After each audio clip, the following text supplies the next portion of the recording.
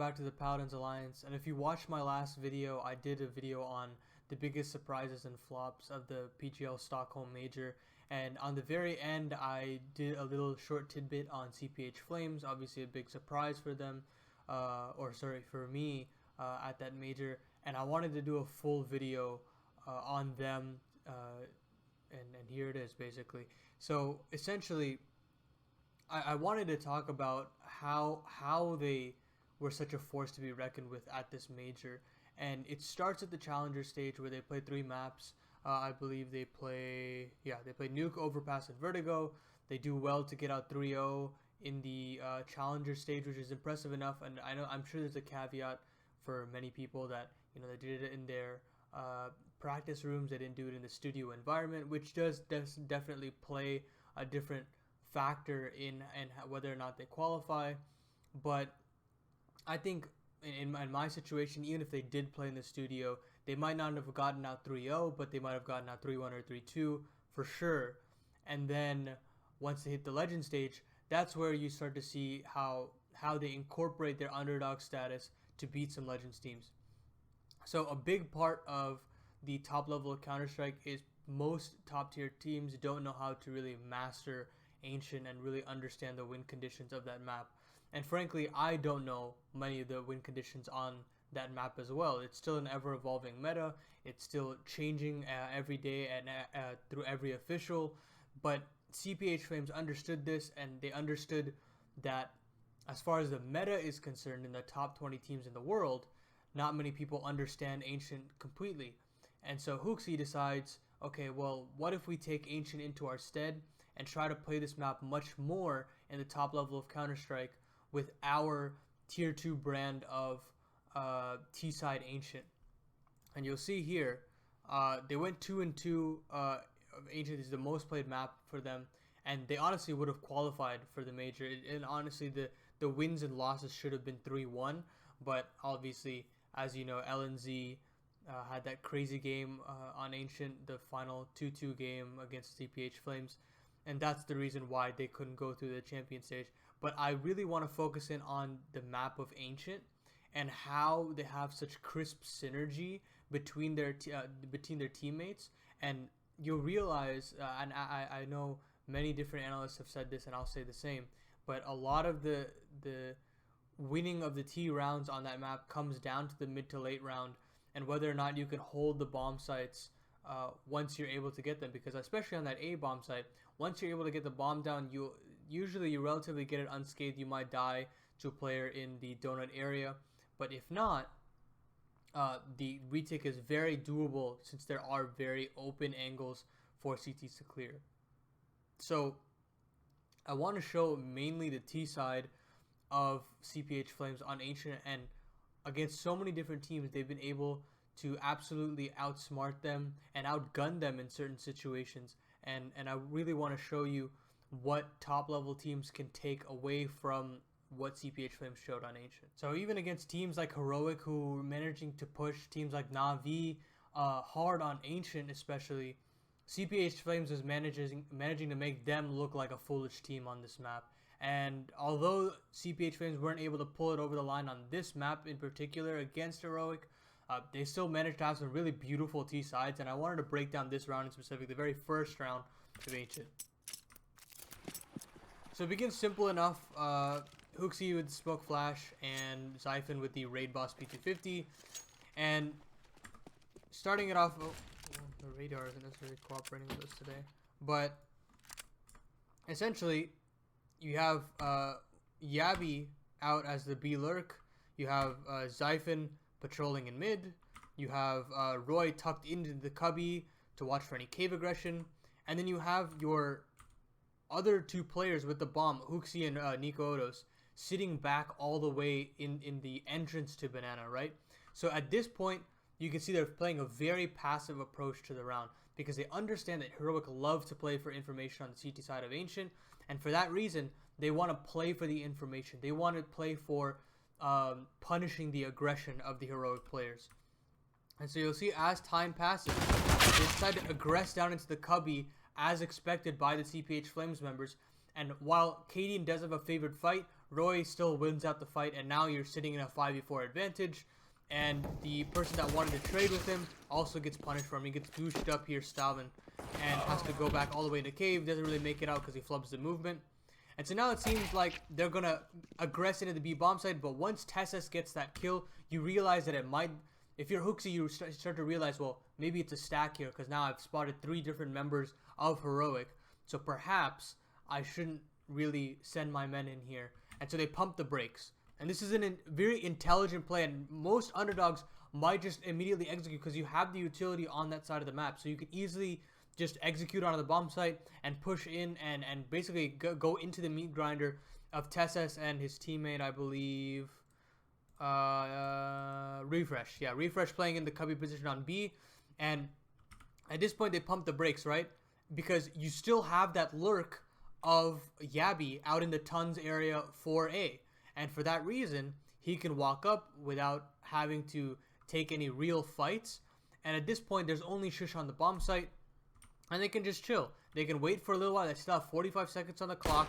And once Yabby spots the shoulder of Shush, that's when the go signal of the other members of CPH Flames to aggress on the A bomb site. You have Zyphon pushing in with the P250 from the donut side of things, and you have Hooksy lining up a smoke here for the CT position to make sure that any long lines coming in from the rotators from B can't necessarily help Shush out in this situation. So the smoke goes down, and Zyphon loses the fight, which is fine. But the problems arise now when Shush gets the kill onto Yabby. And Hooksy still has a bomb, and he has no armor and dualies. That isn't a favorable fight for him. But the important part of all of this is there's always a failsafe plan. And you'll see that throughout many of the T rounds that I show you, CPH Flames always have a failsafe. And that failsafe is Roy. He's been sitting in that cubby position for the entire round. And so when he gathers all this information, sitting in the cubby position is so powerful because you can hear the rotations from Cave, you can hear the rotations from Banana, and you can understand that I can catch a timing and push into the bomb site and get so much space for my team.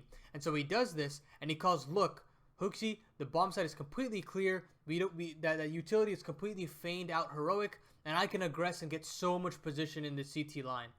So this happens. Hooksy gets the bomb down for free, and this is where they play the post plan very well. Hooksy understands that Roy already has an advanced position, and Hooksy says, I have dualies. I want to play aggressive with these because of the close range power that it has, and so I'll go aggressive with Roy. I'll fight in the A rotation.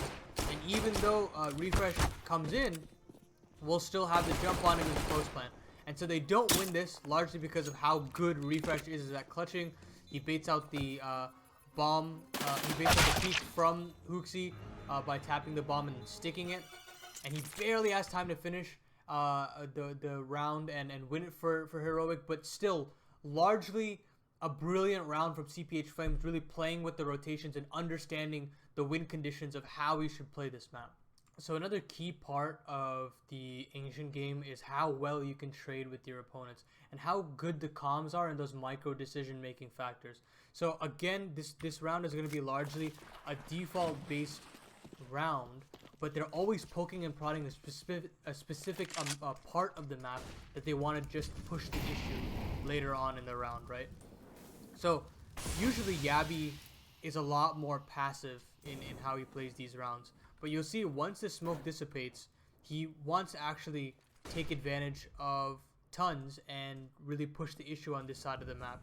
And it's actually kind of crazy to see how much Hooksy's providing this much responsibility to Yabby to work all of this part of the map. And so he throws the smoke as well and then doubles back. And is well aware of Kerrigan sitting in the Tons and him catching the timing on him, right?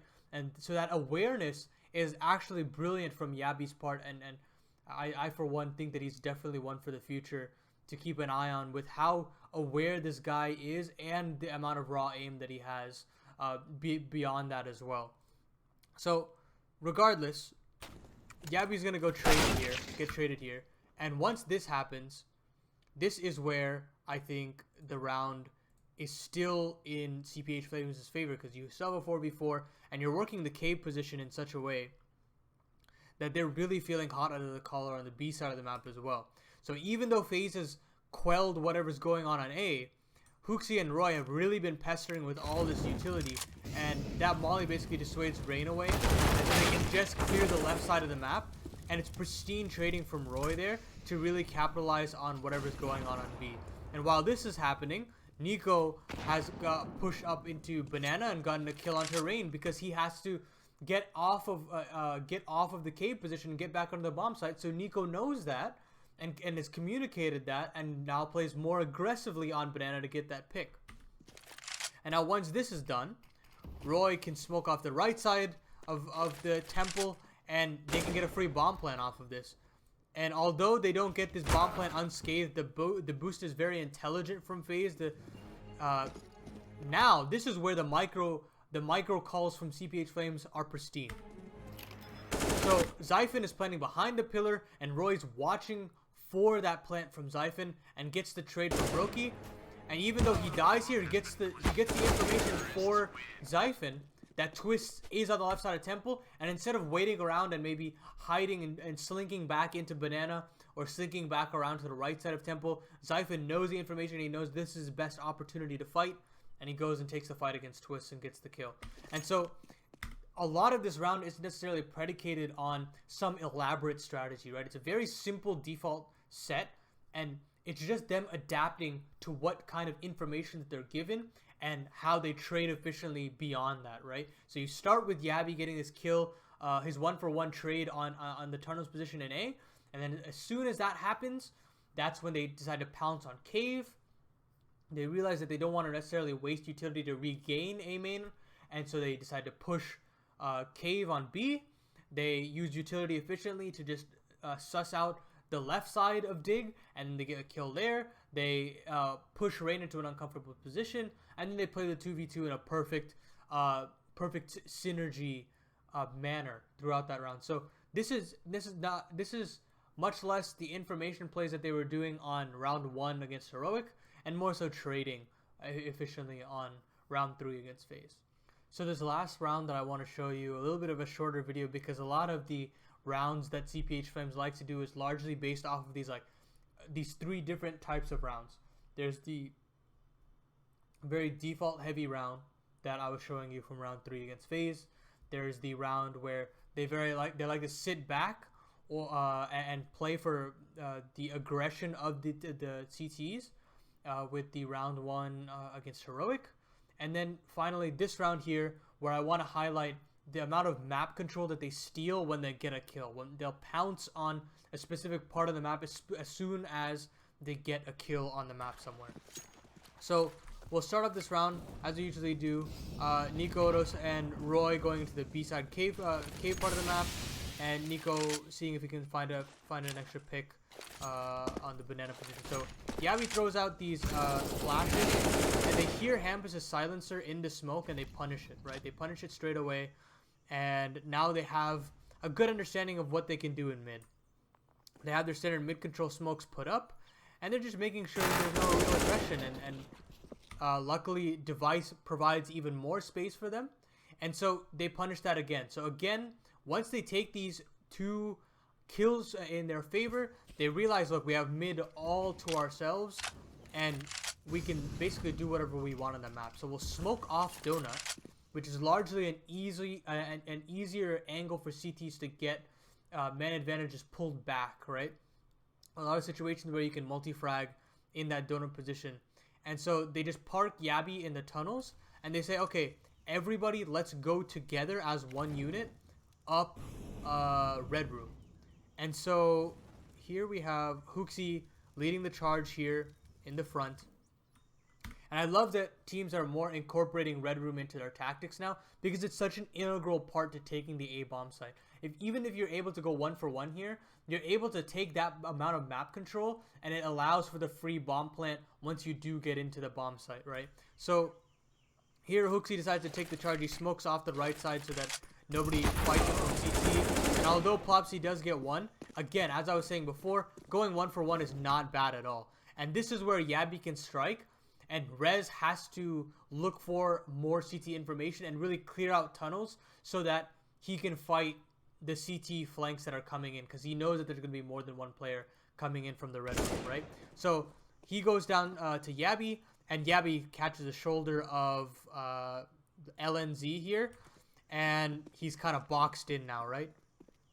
And you know, he's out of the world, and there he goes. Gets tagged up by Nikoros on the AWP and goes down eventually to Zyphon. So as soon as they get the kill on Hampus, that's when they're searching for that next piece of information or the next piece of map control, right? They kill Hampus, then they kill Device because Device wants to get the man advantage pulled back. He realizes that he can fall back into Donut once he gets one kill, but he gets punished, he misses, and they take advantage of that. They get the kill, they push into Red Room, and now the Yabby lurk in the A tunnels works beautifully in their favor, because then they could just pincer in the bomb site and really just constrict the NIP members on that bomb site and just take away the round from NIP altogether. So largely, I think CPH Flames were the better team and they had better synergy on this map of Ancient, but obviously, as you knew, LNZ really stepped up in the closing sectors of this map and was the key reason as to why